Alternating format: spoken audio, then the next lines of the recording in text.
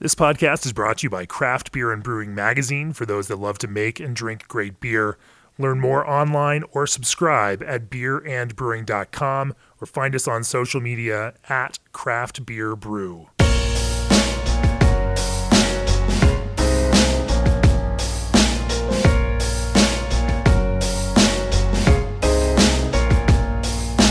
Save time and money using Brew by 5 production software at your craft brewery. Brew by 5 software is a simple and affordable solution for tracking daily production, managing inventory, planning production, and compiling your federal reports. Learn more at fx5solutions.com or by calling 720-638-4958. Brew by 5 production software, brewery management squared away.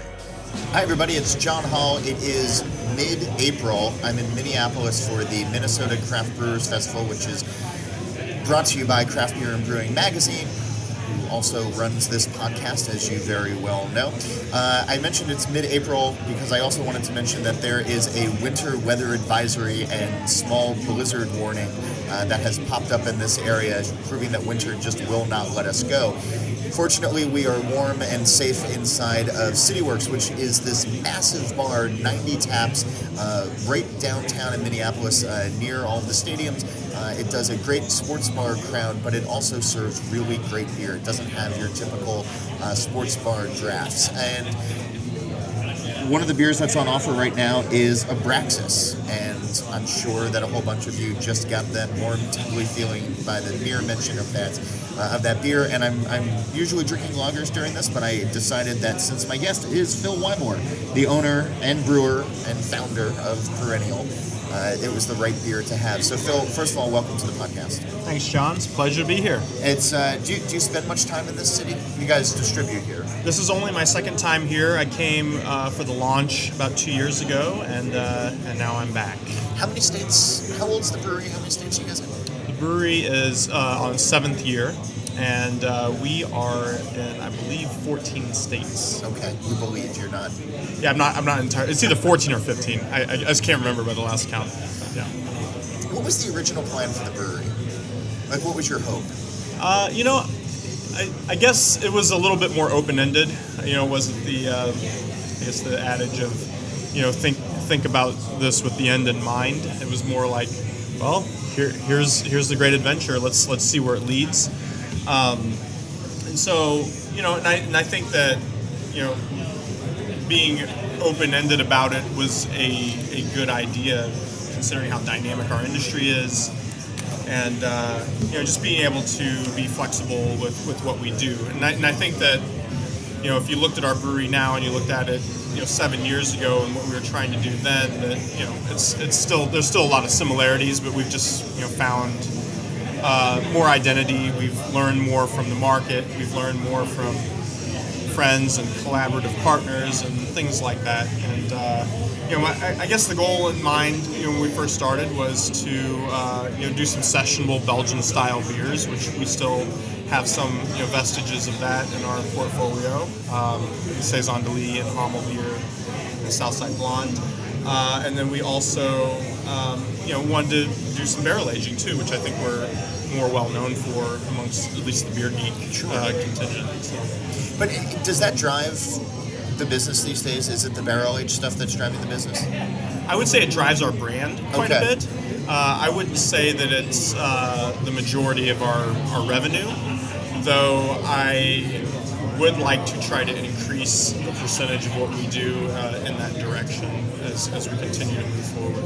Is that the way? So let me back up just a little bit, because I do want to get into how you drive business going forward. But 7 years ago was such a different time in the American beer industry. Like, you could open up your doors and you could have wild and crazy ideas, or you could say, we're going to be the anti-brewery, we're going to be the X, Y, and Z brewery. And it's so much harder these days. More people are doing it, but now they're really sort of dialing in on what they want to be and sort of the gimmick, and as opposed to what almost sounded like scattershot is what you, if I'm wrong on that, but like 7 years ago it sounded like you kind of had a catch-all approach, and let's see what happens.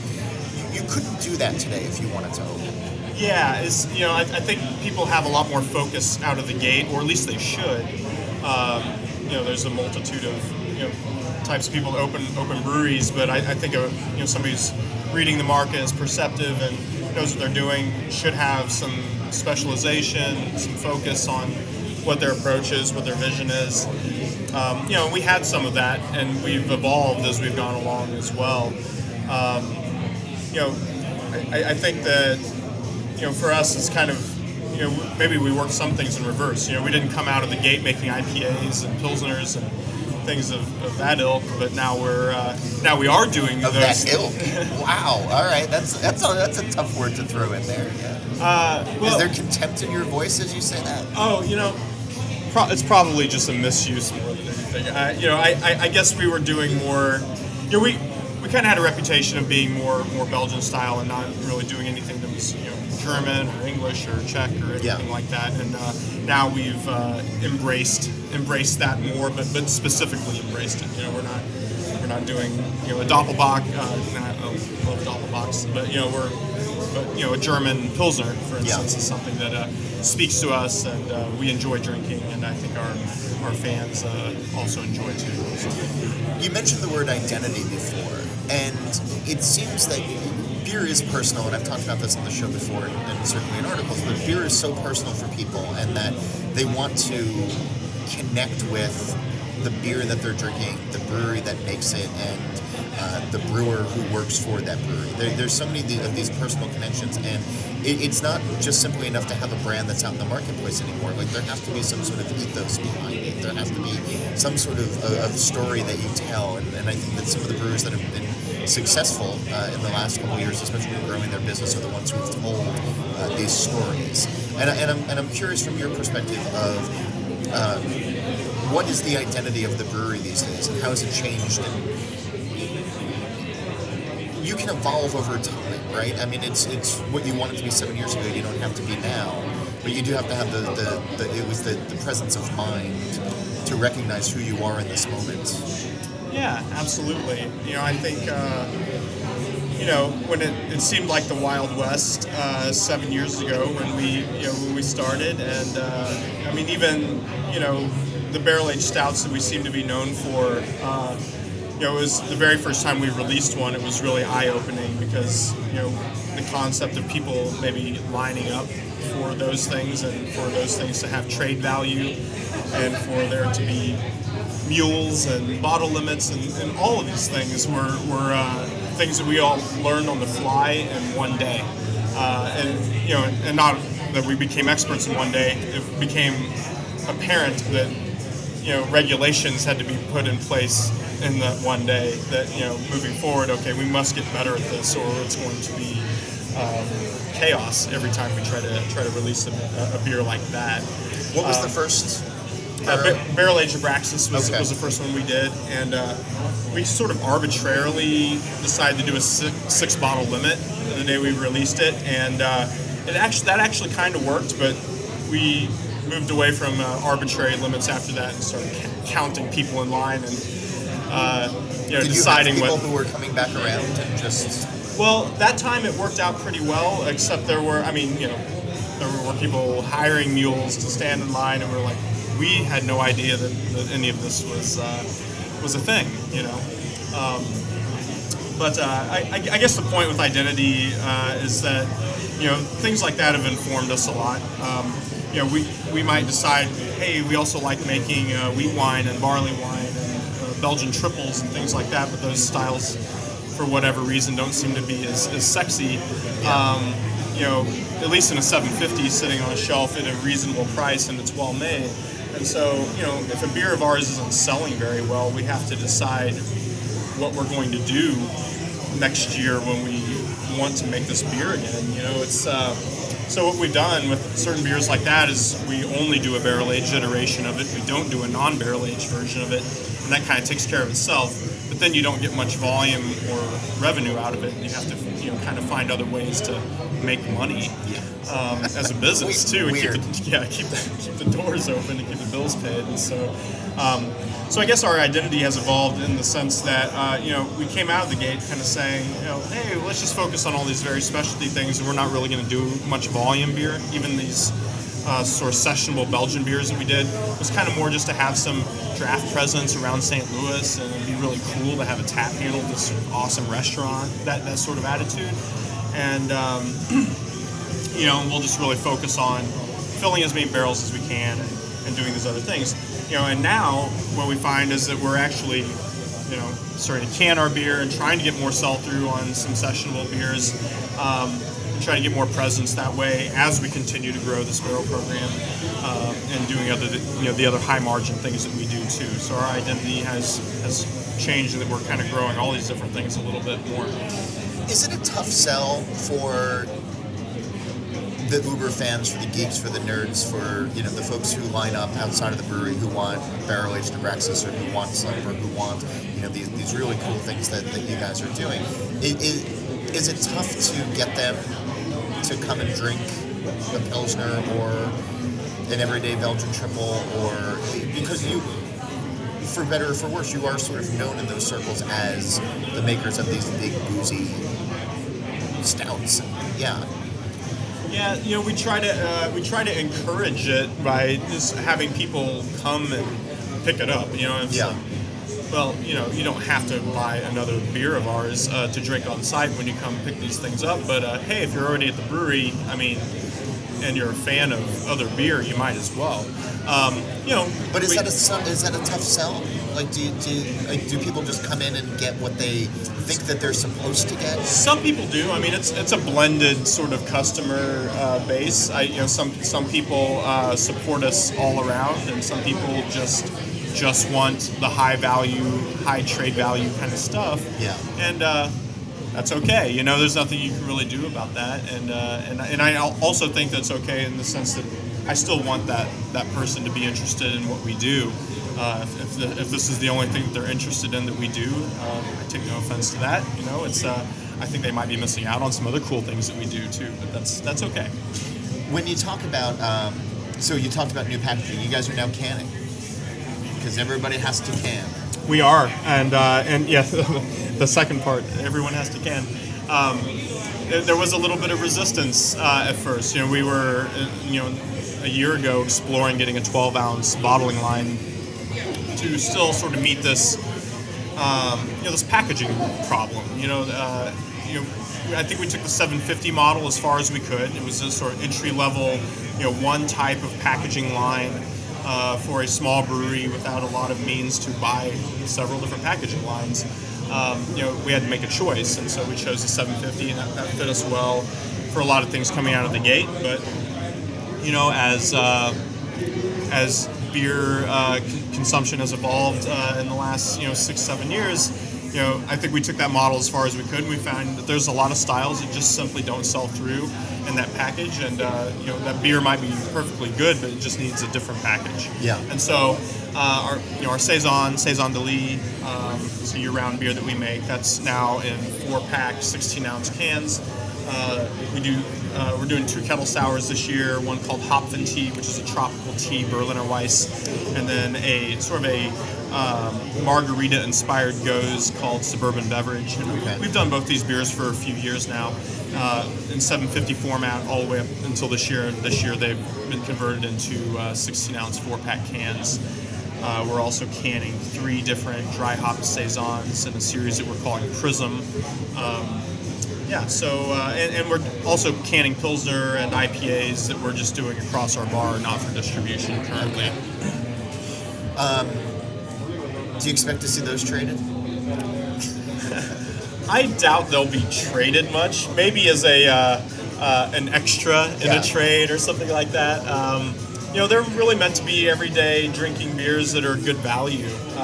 We like to think that all of our beers are good value, even if you have a barrel-aged stout that sells for $30 to $40 or whatever.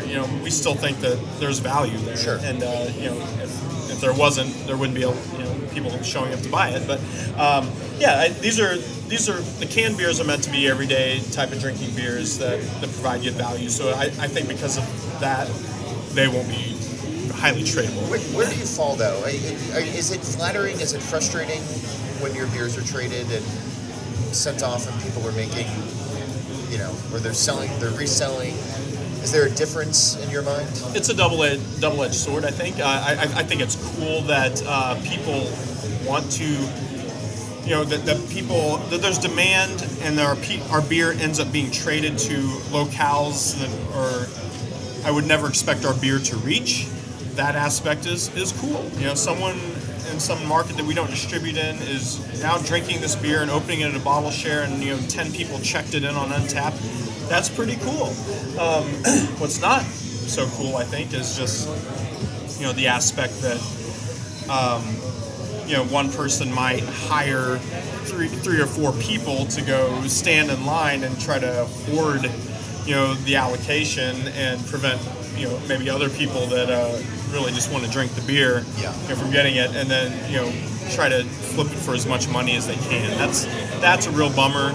I don't think there's a whole lot you can do to police it. We discourage it, especially with our society members. We have a society as well. But yeah, not much you can do about it. I don't like it, but I don't know how you exactly police it. So I want to jump around a little bit. I mentioned before we started recording, so I'm reading, or just finished reading, Josh Noel from the Chicago Tribune has a new book that's coming out this summer that's all about Goose Island. And it's sort of the rise and fall of Goose from the early days through the sale to AB to where they are now. And what was striking to me was how many brewers that we know and respect actually filtered through there and filtered through the many breweries that they had over the years, and you were one of them.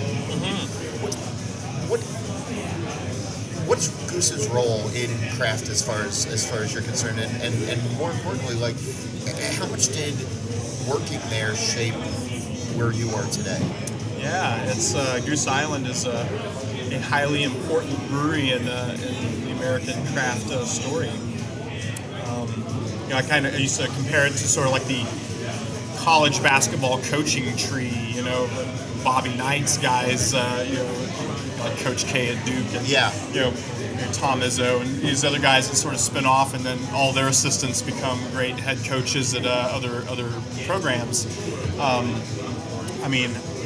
I won't even try to rattle off a list of all the people that went through Goose Island that I know of, just because I know there's so many that I'll leave a few out, and I don't want anybody to. We also only have 45 minutes on the show, so yeah. Yeah, it's an incredible. It's a deep list. Yeah, it's a very deep list.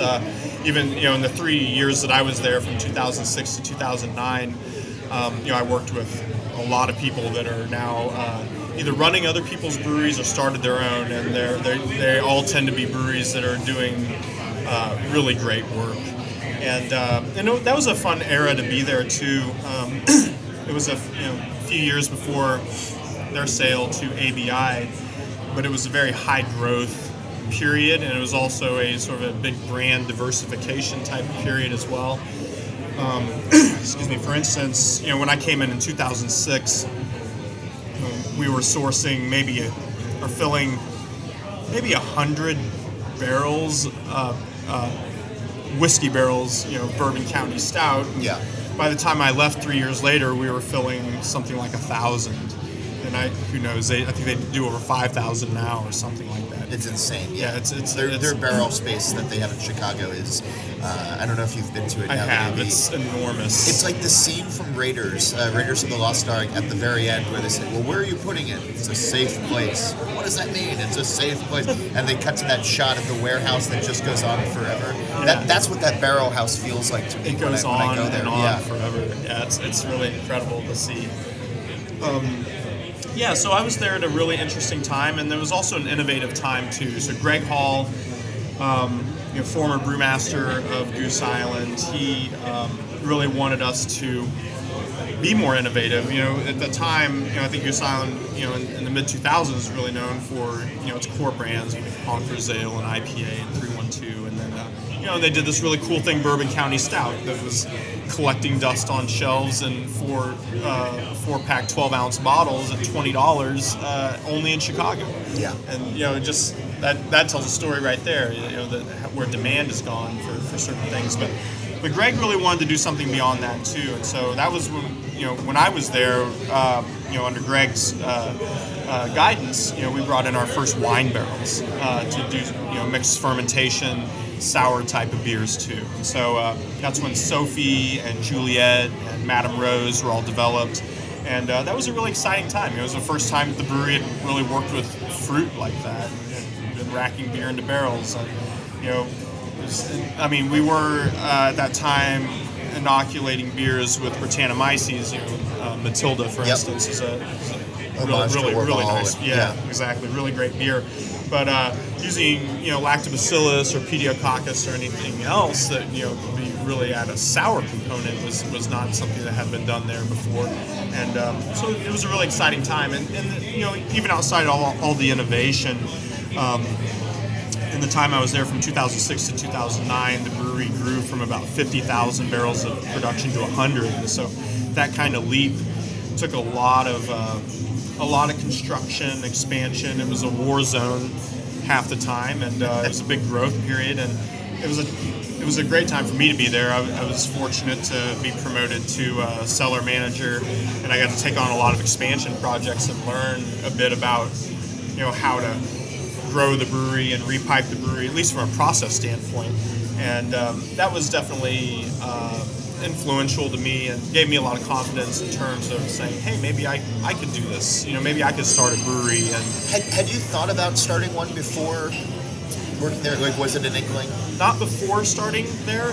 During my time there was kind of when the light bulb went off, and I thought, hey, I'm going to start a business plan and maybe try to give this a go. And that was kind of the idea of Perennial from its inception was to try to do something that was sort of like all the specialty stuff that Goose Island was doing without all the volume brands. Yeah. And to some extent that's still held true. So what I found interesting was earlier in this conversation, you were talking about wheat wines and barley wines, and then you mentioned Belgians, and then you said these styles that are not very sexy.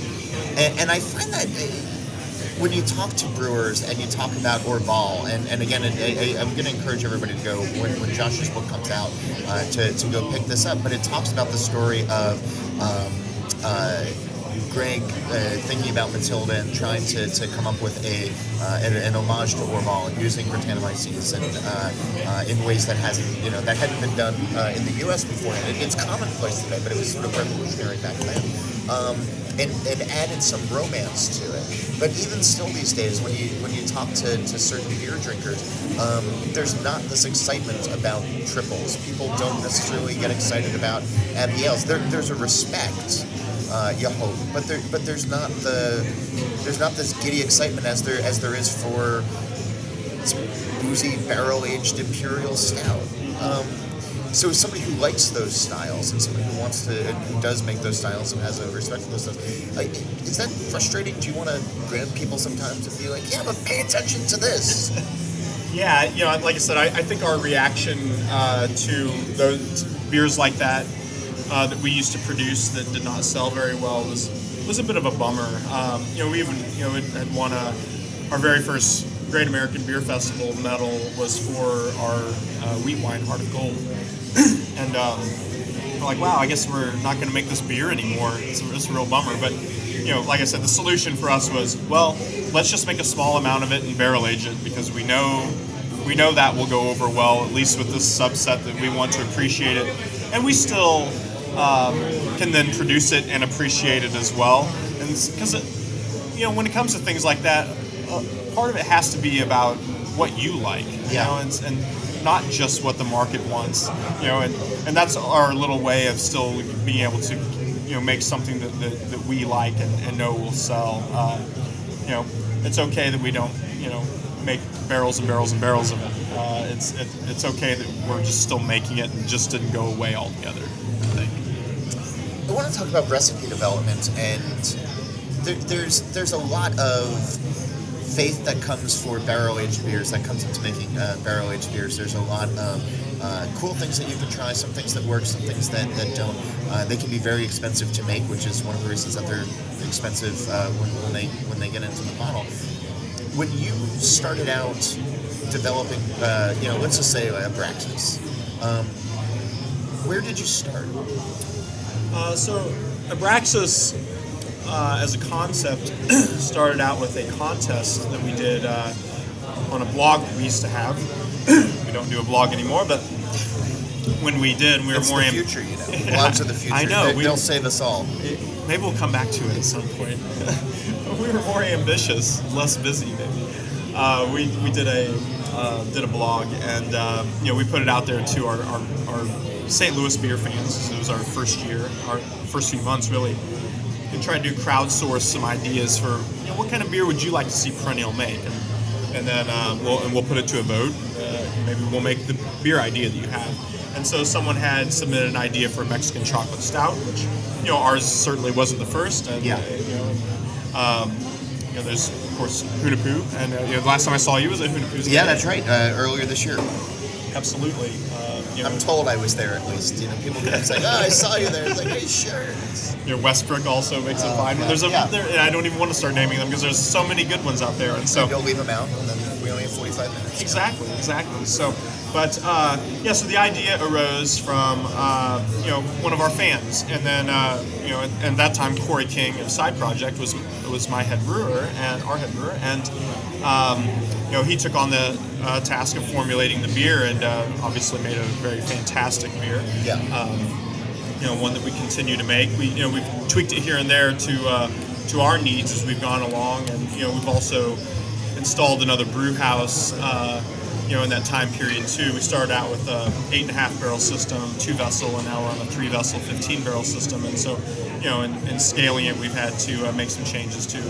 For instance, when we first made the beer, it had some extract in it. Now it's all malt. So Corey had developed that one, and I've developed a lot of our recipes over time. And but the main thing for me as a brewery owner and manager of brewers, which is kind of my early career at Goose Island too, in some ways, is to try to get the best out of a lot of people. I've had the fortune of having a lot of great formulators through our place. Jonathan Moxie, Andy Hilly, Tim Duskett and Chris Canast put together a lot of great recipes for us as well, and I continue to expect other brewers through our place to also become great formulators as well. So. What's a recipe though that you developed? So not reader submitted or not blog post or anything along those lines, but what's a recipe that you developed that sort of vexed you for a while and then you finally nailed it? And what was that moment like? Like for me personally? Yeah. We're getting ready to come out with another format change. Last year we did a Brett series, bottle conditioned Brett series beers that are dry hopped. One called Owen, which is named after my middle child. That's a beer that I formulated. One called Working Title that Jonathan Moxley formulated. And then we have one coming out here in the next month or two called Distant Land that Chris Canast has formulated as well. And so. These beers went from 750 last year down to their 375 singles is what we're going to launch them in this year. And so the second round of that will be Owen again, the 375. That's a beer that's kind of near and dear to my heart. It's really tropical and pineapple-y and conditioned with Brettanomyces clausenii, dry hopped in mosaics. We hear a lot about Brett and Brettanomyces, and it's people like to use the word. People like the taste of the beer.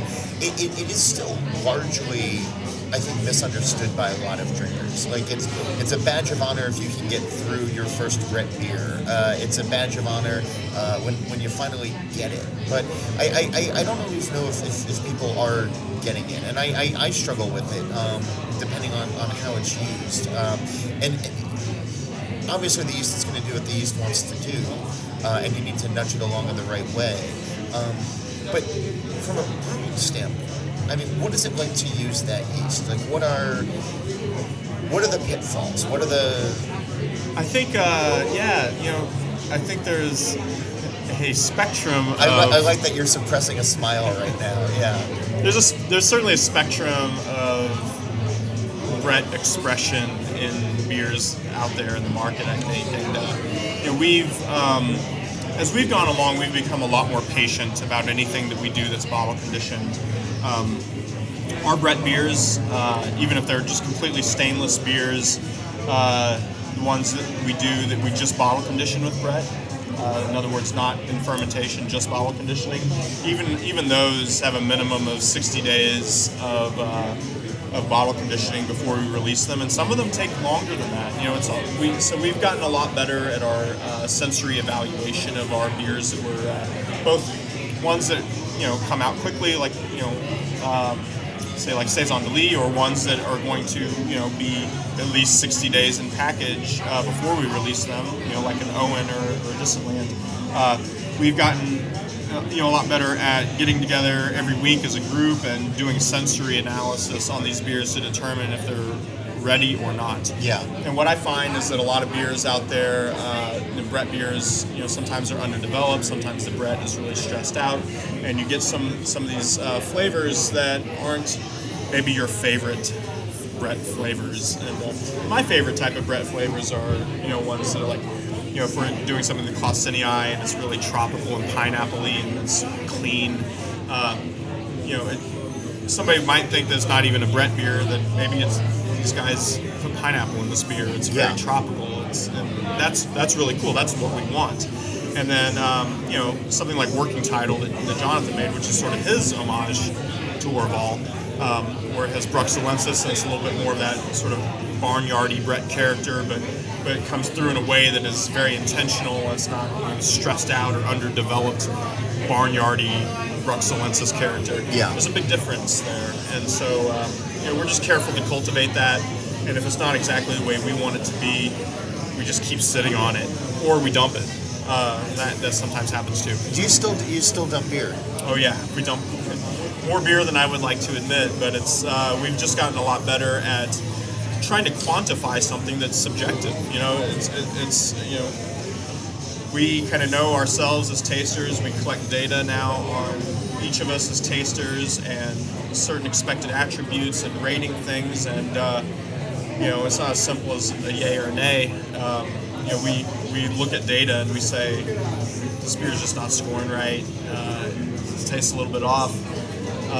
There might have been a time, that in our past where we might have considered releasing it. Now Well, sure, you have the devil on your shoulder who's saying, yeah, but they'll buy it anyway. Yeah, we've really raised the standard there, where it's sometimes difficult to not monetize something you put a lot of raw materials, a lot of labor, and a lot of aging time and inventory, holding into, and tying up real estate and all of this, and to let it go is a bummer, because even letting it go is more labor. So you're going to dump the beer out, you recycle the bottles, and all of that stuff too. It's a bummer, but it's the right thing to do if you care about your reputation. And I think more and more as we're seeing 1,000 breweries a year open, or whatever the rate is now. Yeah, it's pretty high. Your reputation is all you have. If you care about sticking around.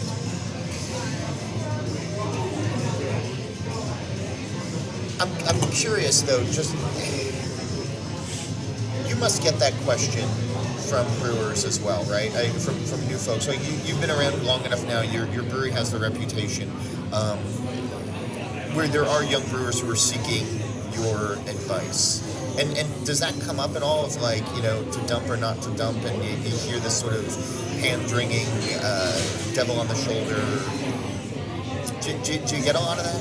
As a question from someone else about an issue? Yeah, and then my recommendation usually is to, if you can afford to let that go, and you're not happy with this, and it has this thing, and it's a something we've diagnosed, sort of like through talking about it and tasting and saying that's just never going to go away. Yeah. Not a hold on to it and see if that scrubs out or gets converted or something. My recommendation is always to dump it if you can afford to, because what's more valuable than your reputation? I know cash flow and payroll and all these things also matter, but man. But it's also part of the education process as well, right? I mean, this is a difficult business that you're in, and there's going to be setbacks, and there's going to be pitfalls, and a lot of these are. I would hope that brewers use them as teachable moments, but sometimes I get the sense that they don't. I think, yeah, it should. And so, if you keep attempting to do something and don't have a good result, I think that should steer you away from doing that thing. And so that also can shape your identity, right? You find the things that you do really well that not everyone else can do well, and there's a market for that. That's your business, I think, it should be, I mean, so with that in mind, if you could go back and talk to yourself from 7 years ago, as you're getting ready to open up the brewery, what's the thing that you would say now that you wish you heard back then? Invent the hazy IPA. Well, sure. I just back up the Brinks truck. Yeah. It's like, was it Back to the Future 2, I think? Yeah. When he has the sports book. Sports almanac? Yeah, exactly. All right. Aside from inventing the hazy IPA, which I'm pretty sure came up well before 7 years ago, but yeah. Oh, sure. But I mean, is there something that you've learned that you carry with you every day that was sort of learned the hard way? Yeah, I think just trying to be more patient and trying to be, sometimes less aggressive on yields and stuff too. Sometimes, we've had some issues and with stouts where we're trying to get a little bit better yield sometimes, and doing everything exactly the way that we feel good about, but we're getting a little bit too much yeast or coagulate or whatever in some bottles, and we're trying to do everything we can to eliminate that issue. Because people spend hard-earned money and a higher price point on a beer from us that they expect to be perfect, and if it's not perfect, it pains me and all of us, at Perennial. And so I think that just always being willing to let more things go and always being willing to be more patient is a big part of quality. When it comes to quality as well, obviously the ingredients that you use are paramount.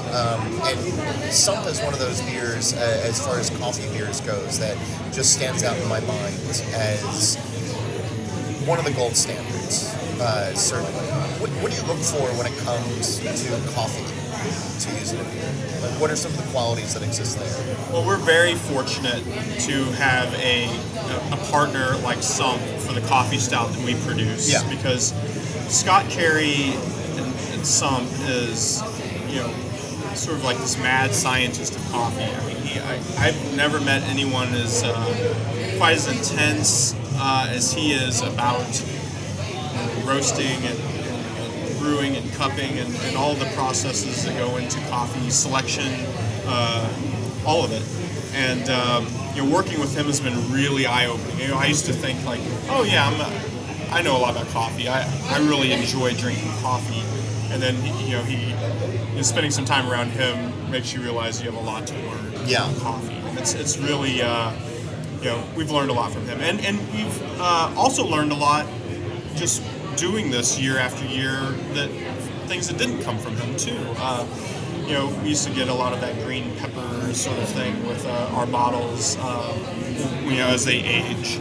Yeah, and coffee does share some of those characteristics. I remember doing blind panels for the old magazine that I worked for, and I would always say, like, okay, this is a stout that has something added to it, and it would always be coffee, and there'd always be people who would say, this smells like green bell pepper. And it's, when you're not thinking about coffee, it's one thing to say it and it comes to top of mind, but it's another thing when you're doing it blind. Yeah, and so, trying to, investigate that and figure out how we can eliminate that has, has forced us to run a lot of experiments, in terms of ratios, how we process coffee, how we soak it, time, all these different things, and so that we can try to arrive in something that, very much reduces that, and so it's coffee has been it's not just a brew it and throw it in there kind of ingredient. I've come to respect that ingredient probably more than any ingredient we work with that's not a traditional beer ingredient. Yeah. So as we start to wrap up here, I'm curious. You get to travel around a lot. You get to meet a lot of brewers. You get to drink a lot of beer. You get to really think about the industry. What's your hope for beer?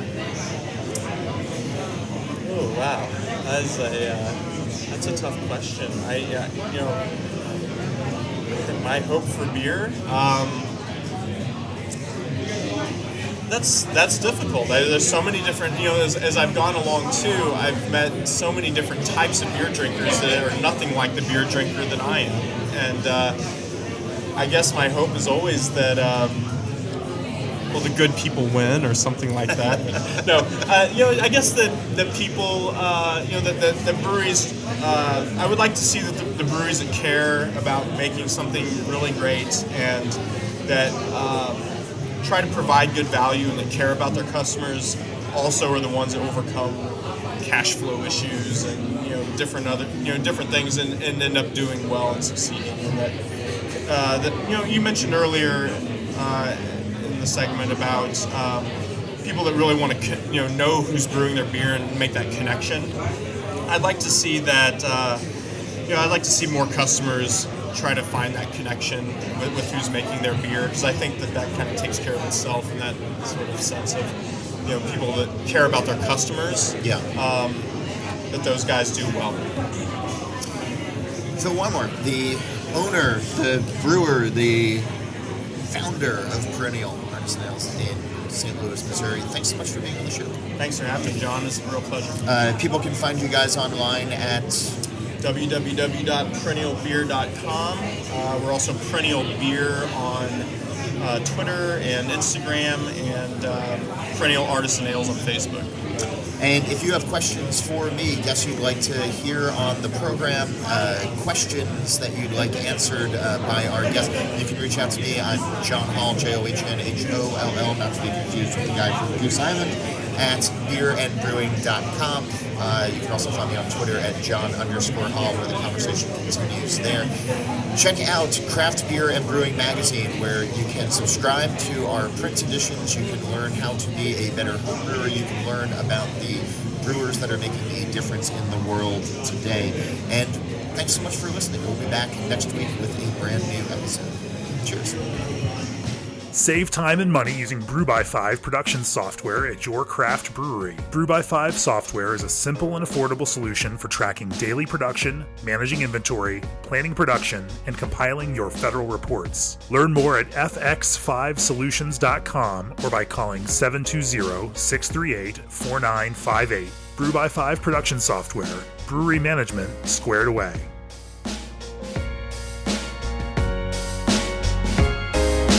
This podcast is brought to you by Craft Beer and Brewing Magazine for those that love to make and drink great beer. Learn more online or subscribe at beerandbrewing.com or find us on social media at Craft Beer Brew.